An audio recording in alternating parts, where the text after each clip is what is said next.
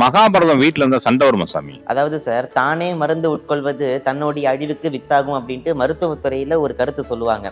அது போல எது சொன்னாலும் நம்ம உடனே அதை நம்பிடக்கூடாது. இப்ப சில விஷயங்கள் வந்து பொய்யாக கூட இருக்கலாம். அதனால மகாபாரதம் வீட்டுல இருந்தா சண்டை வருமா அப்படின்னா கண்டிப்பா வராது. பாரதம் பவனே நயஸ்ய தஸ்ய ஹஸ்த கதோஜய அப்படின்ட்டு பாரதத்துடைய பெருமை விளக்கப்பட்டிருக்கிறது. பாரதம் மகாபாரதம் எந்த வீட்டுல யார் படிக்கிறாங்களோ அவர்களுக்கு கண்டிப்பாக தொட்டதெல்லாம் ஜெயமாகும் அப்படின்ட்டு சொல்லியிருக்குது. அப்படி இருக்கும்போது எப்படி சார் சண்டை வரும்? அதாவது மகாபாரதம் உண்மையிலே உணர்ந்து படிக்கணும். நாம் ஒரு கதாபாத்திரமாக இருந்து அதை எடுக்கணும். நான் உதாரணத்துக்கு நான் தர்மராக இருக்கிறேன்னா தர்மத்தின் வழியாக நான் இருக்க வேண்டும்.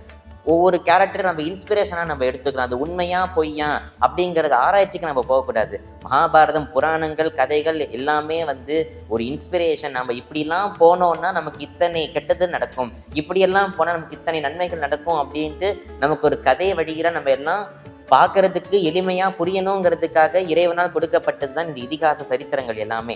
ஆகையினால மகாபாரதம் வீட்டுல இருக்கிறதுனாலயோ படிக்கிறதுனாலயோ சண்டை வருமா அப்படின்னா கண்டிப்பா வராது. எப்பேற்பட்ட சண்டைகள் வந்தாலும் அதை அதை எதிர்ப்பதற்கான தைரியத்தை அவைகள் எல்லாம் நமக்கு கொடுக்கும். மேலும் தர்ம சிந்தனை, தான சிந்தனை போன்ற, அதுவும் மகாபாரதத்துல பரப்பல நீதிகள்லாம் இருக்கு. தர்ம நீதி இருக்கு, விதுர நீதி இருக்கு. இதையும் விட உலகமே இன்னைக்கு வணங்குகின்ற பகவத்கீதையே அந்த மகாபாரதத்துல தான் இருக்கு. ஆக அதை படிக்கும்போது நம்மளுடைய ஞானம் அதிகமாகும். எத்தனை துன்பங்கள் வந்தாலும் அத்தனை துன்பங்களையும் சமாளிக்கக்கூடிய, எதிர்க்கக்கூடிய சக்திகள் நமக்கு கிடைக்கும் சார். அதனால மகாபாரதம் வீட்டில் இருக்கிறதுனால சண்டை வருங்கிறதெல்லாம் கிடையவே கிடையாது. சண்டை எப்படி வந்தாலும் தவிர்க்கக்கூடிய நிலை நமக்கு வரும் சார்.